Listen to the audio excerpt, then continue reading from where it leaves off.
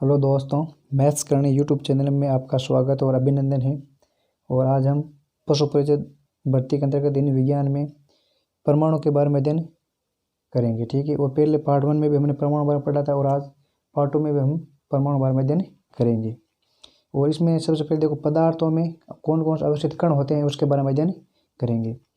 पदार्थ में अवस्थित कण, प्रारंभ में मत था कि परमाणु अविभाज्य होता है, लेकिन 19वीं शताब्दी के बाद में परमाणु में अपरमाणु कण इलेक्ट्रॉनों की खोज हो गई थी और इनकी खोज की थी जे थॉमसन ने।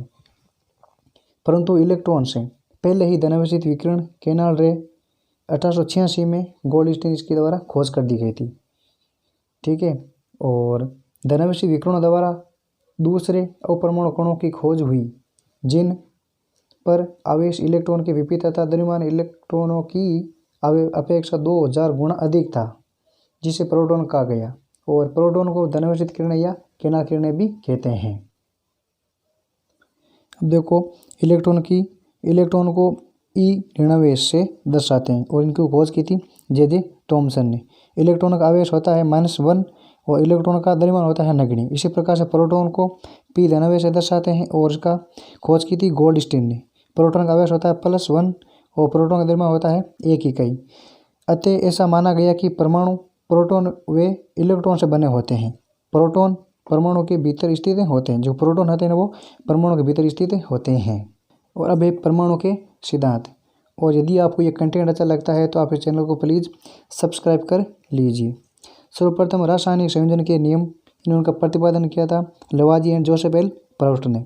और इन्होंने द्रव्यमान संरक्षण का नियम और स्थिर अनुपात और या निश्चित अनुपात का नियम दिए थे। ठीक है ना। और इन्होंने द्रव्यमान संरक्षण नियम के अंतर्गत इस नियम के अनुसार किसी रासायनिक अभिक्रिया में द्रव्यमान को न तो उत्पन्न किया जा सकता है और न ही विनाश किया जा सकता है या समाप्त किया जा सकता है, अर्थात द्रव्य अविनाशी होते हैं। ये बात कही गई थी द्रव्यमान संरक्षण नियम के अंतर्गत। इसी प्रकार से स्थिर अनुपात या निश्चित अनुपात, यानी कि उसका नाम से स्पष्ट है कि उसका अनुपात स्थिर रहता है।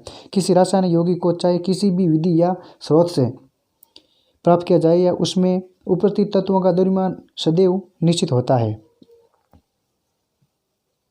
जैसे H2O में सदैव अनुपात H का और हाइड्रोजन अनुपात 1:1 ही 8 होता है। इसी प्रकार से अमोनिया में यानी कि NH3 में सदैव N का और हाइड्रोजन का अनुपात 14:3 ही होता है।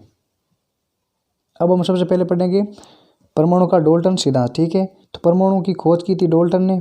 पदार्थ के बाद में बनते अणु, यानी अणु है जो पदार्थ से मिलकर बने होते हैं और अणु के बाद में बनते हैं परमाणु। और परमाणु क्या होते हैं? अविभाज्य होते हैं, यानी कि सबसे पहले पदार्थ को टुकड़ा करने पर बनते हैं अणु और अणु को विभाजित करने पर बनता है परमाणु और परमाणु को हम विभाजित नहीं कर सकते हैं। यह सिद्धांत रासायनिक संयोजन के नियम पर आधारित था, परमाणु का डाल्टन सिद्धांत। डाल्टन के अनुसार सभी द्रव्य तत्व यौगिक मिश्रणों वे सूक्ष्म कणों से मिलकर बना होता है और उन्होंने परमाणु नाम दिया। सिद्धांत के बिंदु क्या क्या है? सभी द्रव्य यानी पदार्थ परमाणु से बनता है। परमाणु अविभाज्य सूक्ष्म कण है और जिसका रासायनिक अभिक्रिया के दौरान न तो निर्माण होता है और न ही विनाश होता है।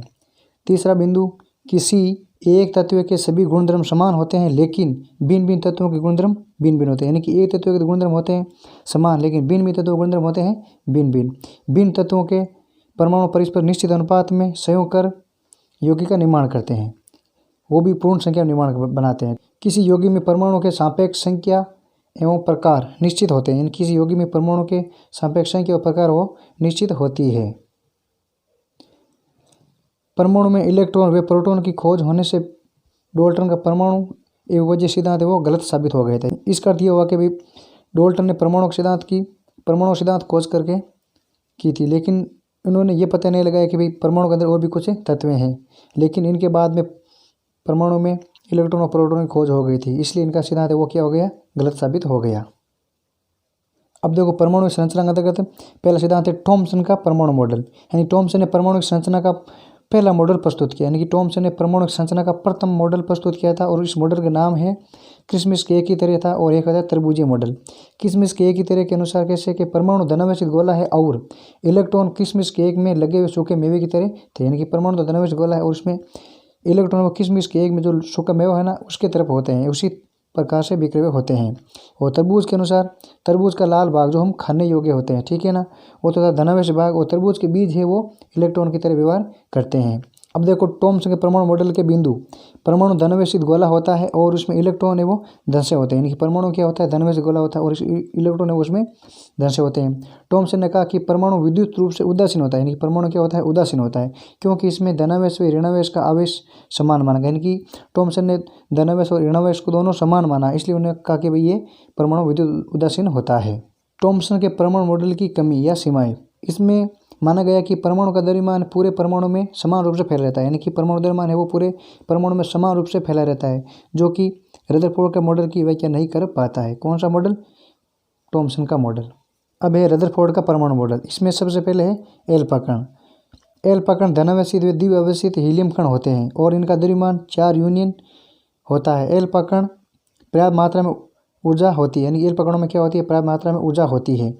एल्फा कणों को सोने की पन्नी से इसलिए टकराया क्यों, मतलब इन्होंने एल्फा कणों को सोने की पन्नी से ही इसलिए टकराया क्योंकि इसमें ये तो एक पतली पन्नी चाहते थे, कौन, रदरफोर्ड, और एल्फा कण है वो पन्नी में उपस्थित अपरमाणु कण है ना, उससे विक्षेपित हो गए। विक्षेप मतलब थोड़ा सा अपना रास्ता चेंज करेंगे, ठीक है ना, इसलिए उन्होंने सोने की पन्नी का प्रयोग किया। अब इनका अवलोकन, अधिकांश एल्फा कण सोने की पन्नी से सीधे निकल गए, कुछ ही एल्फा कण जो बहुत छोटे कोण से विक्षेपित हुए, यानी कि अपना थोड़ा सा मार्ग चेंज किया, ठीक है ना, यानी कि मार्ग अपना परिवर्तित किया, विक्षेपित होना हट, अपने मार्ग से हट गए। बहुत कम एल्फा कण पन्नी से टकराने के बाद वापस अपने रास्ते पर लौट आते हैं, यानी कि बहुत ही कम कण है जो कि वापस लौट आए हैं। ये इनका अवलोकन था। इसके बाद उनके निष्कर्ष देखो, अधिकतर एल्फा कण पन्नी से सीधे निकल गए। इससे पता चलता है कि परमाणु में बहुत खाली जगह है, यानी कि अधिकतर एल्फा कण वो पन्नी से सीधे निकल गए। इसका मतलब ये हुआ कि परमाणु में लगभग स्थान खाली है। कुछ कण है वो छोटे और बड़े कणों से विक्षेपित होते हैं, यानी कि जो कुछ भी कण है वो छोटे और बड़े कणों में क्या होते हैं, विक्षेपित होते हैं। इससे पता चलता है कि परमाणु में धनावेश भाग बहुत ही कम है, ठीक है। बहुत कम एल्फा कण टकराने पर पूरी तरह वापस लौट आते हैं, यानी कि इससे ये पता चलता है कि परमाणु का संपूर्ण धनावेशित भाग और द्रव्यमान परमाणु के अंदर बहुत कम मात्रा में है।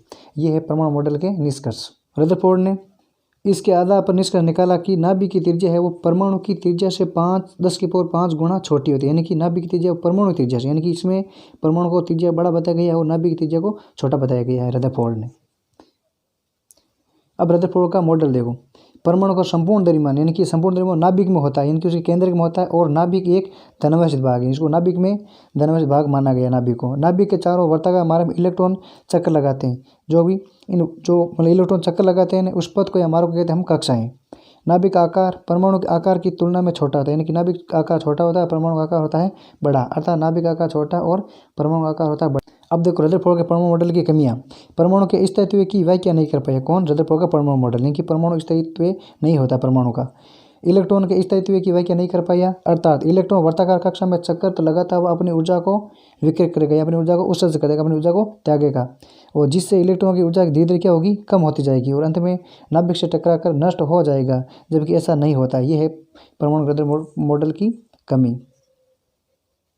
अब देखो बोर का परमाणु मॉडल। रदरफोर्ड के मॉडल की कमियों को दूर करने के लिए बोर ने मॉडल प्रस्तुत किया और मॉडल के बिंदु, इलेक्ट्रॉन नाभिक के चारों ओर कुछ निश्चित कक्षाओं में ही चक्कर लगा सकते हैं, जिन्हें इलेक्ट्रॉन की विविध कक्षा कहते हैं, यानी कि बोर ने कहा भी इलेक्ट्रॉन नाभिक के चारों जो निश्चित कक्षा है ना उसमें चक्कर लगाते हैं और जिन्हें कहते हैं हम विविध कक्षा। जब इलेक्ट्रॉन इन विविध कक्षाओं में चक्कर लगाते हैं तो उनकी ऊर्जा का विकिरण नहीं होगा, यानी कि रदरफोर्ड ने कहा कि उनकी ऊर्जा का विकिरण होता है, लेकिन बोर ने कहा कि उनकी ऊर्जा का विकिरण नहीं होता है। इन कक्षाओं को ऊर्जा स्तर, ये कक्षाएं या कोषों को K, L, M, N से दर्शाते हैं और संख्या से दर्शाते हैं 1, 2, 3 और 4, ये इनकी कक्षाएं हैं। जैसे देखो ये केंद्र में है नाभिक और उसके बाद में ये पहली कक्षा है K कक्षा, उसके बाद में ये दूसरी L कक्षा, ये तीसरी है M कक्षा और ये अंतिम कक्षा है N कक्षा, जो कि बोर के परमाणु मॉडल के अनुसार है। और इलेक्ट्रॉन इन कक्षाओं चारों ओर चक्कर लगाते हैं और अपनी निश्चित कक्षा में और अपनी ऊर्जा का ह्रास नहीं करेगा और लगातार अपनी इस चारों ओर चक्कर लगाते रहेंगे। परमाणु के मूल कण, कण द्रव्यमान आवेश और खोजकर्ता। इलेक्ट्रॉन इसको दर्शाते हैं ई ऋणावेश से और इसका द्रव्यमान होता है 9.1095 और गुणा 10⁻⁻18 ग्राम और इसका आवेश होता है माइनस में, वो भी 1.6 गुणा 10⁻⁻19 कूलाम और इसकी खोज की थी थॉमसन ने 1897 में। प्रोटॉन जो P+ से दर्शाते हैं और इसका द्रव्यमान होता है 1.6726 गुणा 10⁻⁻24 ग्राम और इसका आवेश होता है धनावेश और इसकी खोज की थी गोल्डस्टीन ने। न्यूट्रॉन को दर्शाते हैं N से और इसकी द्रव्यमान होता है 1.6750 गुणा 10⁻⁻24 ग्राम, जबकि इसके आवेश होता है 0 यानी उद्देश्य होता है इसका आवेश किसका, न्यूट्रॉन का, और इसका खोज करता है चैडविक और 1932 में खोज की थी। प्रोटॉन की खोज गोल्डस्टीन की थी, यानी प्रोटॉन की खोज तो की थी गोल्डस्टीन ने, लेकिन इनका नाम रखा था रदरफोर्ड ने 1911 में कि भाई ये है प्रोटॉन का कण। इसी प्रकार से आगे परमाणु और नाभिक। परमाणु की खोज जॉन डाल्टन ने 1808 में की थी।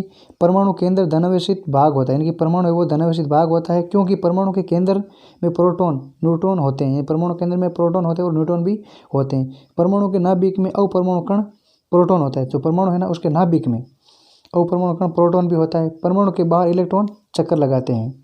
परमाणु का द्रव्यमान है वो नाभिक में स्थित यानी कि केंद्र में स्थित प्रोटॉन और न्यूट्रॉन के द्रव्यमान के योग के बराबर होता है। जैसे ये होता है द्रव्यमान और ये होता है प्रोटॉन, ये होता है न्यूट्रॉन, इनके दोनों के योग के बराबर होता है इसका द्रव्यमान परमाणु का।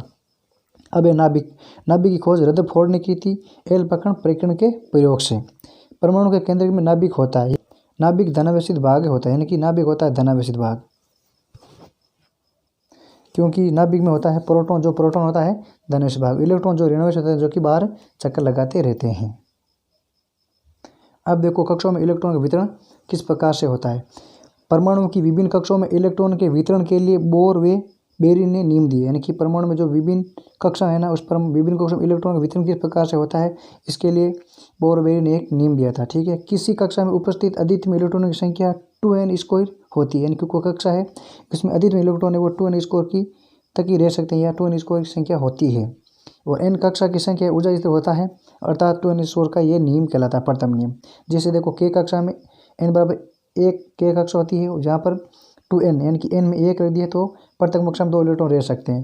द्वितीय कक्षा l कक्षा होती है, इसमें 8 इलेक्ट्रॉन रह सकते हैं, और तृतीय कक्षा होती है जो m होती है, इसमें रह सकते हैं 18 इलेक्ट्रॉन, और चतुर्थ कक्षा होती है n कक्षा, इसमें 32 इलेक्ट्रॉन रह सकते हैं। इस प्रकार से ये प्रथम नियम है कि इसके 2n² का नियम कहलाता है।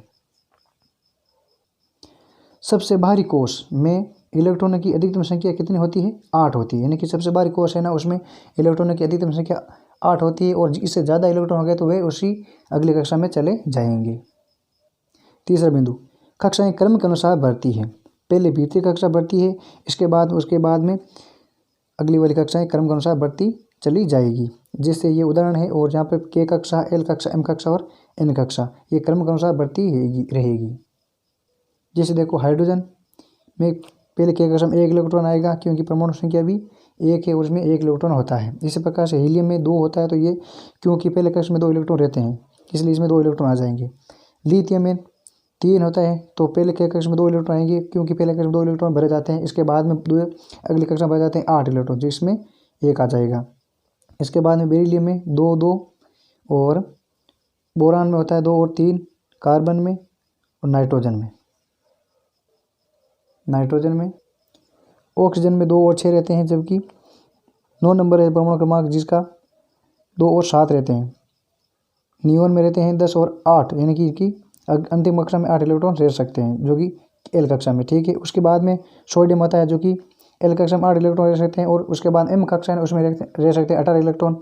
इसमें अगला वाला इलेक्ट्रॉन इसमें 8 आ जाएंगे, तो अगली इलेक्ट्रॉन है वो अगली कक्षा में चला जाएगा। इसी प्रकार से मैग्नीशियम में होते हैं 2, 8 और 2, एल्यूमिनियम 2, 8 और 3, यानी कि एम कक्षा में 3 इलेक्ट्रॉन बढ़ जाएंगे।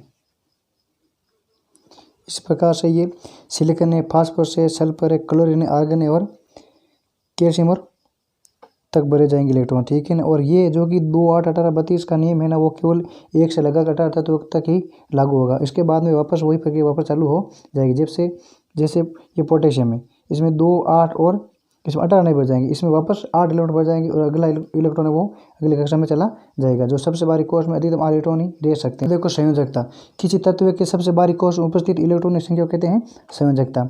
सभी तत्व बाह्यतम कक्षा में अष्टक पूर्ण करना चाहते हैं, इसके लिए उन्हें इलेक्ट्रॉनों का त्याग करना पड़ता है या ग्रहण करना पड़ता है। ग्रहण करना ही क्यों ना कर पड़े, इसलिए वे अपने बाह्य कक्ष में अष्टक पूरा करना ही चाहते हैं, यानी कि 8 इलेक्ट्रॉन भरना पूरा चाहते हैं।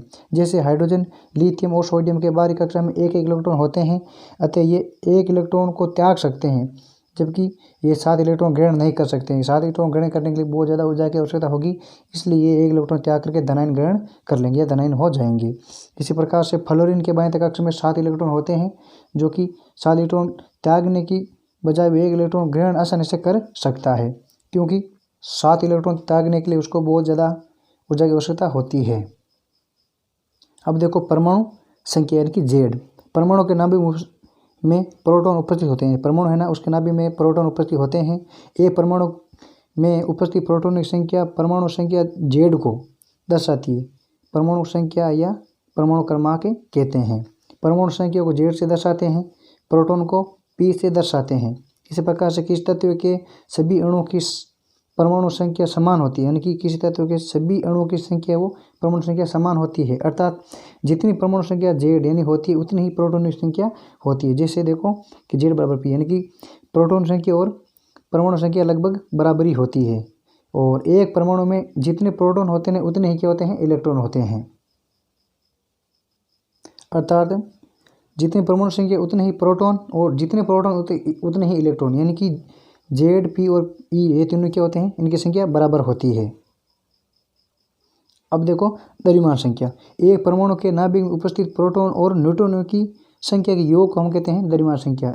जैसे ए बराबर होता है पी प्लस एन, यानी कि ए होता है परमाणु द्रव्यमान संख्या, पी प्रोटॉन, एन होता है न्यूट्रॉन, इनके दोनों का योग है वो द्रव्यमान संख्या के बराबर होता है। परमाणु का संपूर्ण द्रव्यमान परमाणु के नाभिक में होता है, यानी कि परमाणु का जितना भी द्रव्यमान है ना वो परमाणु के नाभिक में उपस्थित होता है। परमाणु के नाभिक में प्रोटॉन और न्यूट्रॉन होते हैं, इसलिए इन दोनों को न्यूक्लियॉन्स कहते हैं। किसको? प्रोटॉन और न्यूट्रॉन को, दोनों को सम्मिलित रूप से न्यूक्लियॉन्स कहते हैं। उदाहरण देखो, कार्बन का द्रव्यमान 12 यूनिट, क्योंकि इसमें 6 प्रोटॉन प्लस 6 न्यूट्रॉन होते हैं। इसी प्रकार एल्यूमिनियम का द्रव्यमान होता है 27, क्योंकि इसमें 13 प्रोटॉन प्लस 14 न्यूट्रॉन होते हैं। सिलिकॉन का द्रव्यमान होता है 28, इसमें भी 14 प्रोटॉन प्लस 14 न्यूट्रॉन होते हैं।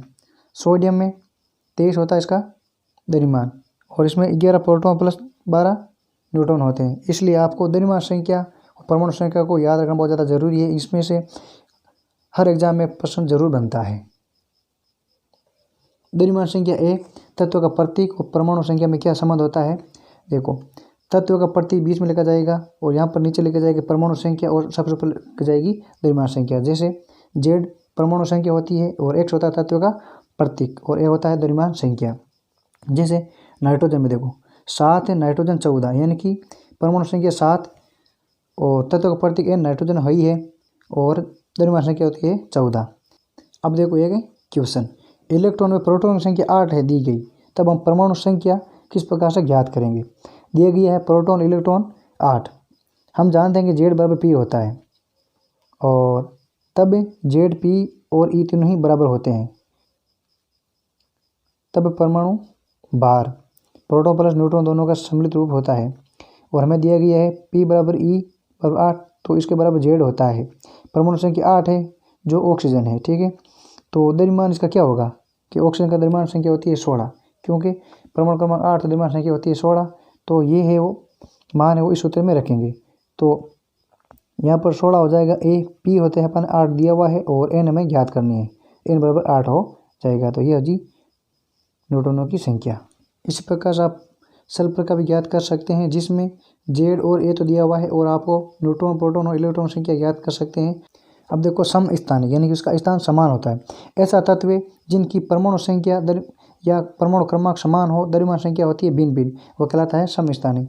जैसे देखो 6 कार्बन 12, इसकी परमाणु संख्या तो क्या है, समान है, यानी परमाणु क्रमांक या संख्या समान है, और द्रव्यमान संख्या है भिन्न भिन्न। द्रव्यमान 12 और 14, कार्बन के 2 समस्थानिक है।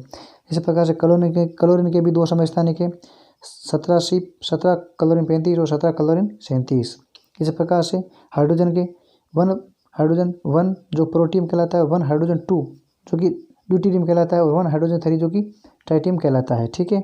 इसी प्रकार से 92 यूरेनियम 234, 92 यूरेनियम 235 और 92 यूरेनियम 238, यानी कि यूरेनियम के 3 समस्थानिक है। और कोबाल्ट जो 27 नंबर पर आता है, इसलिए इसके भी 3 समस्थानिक है।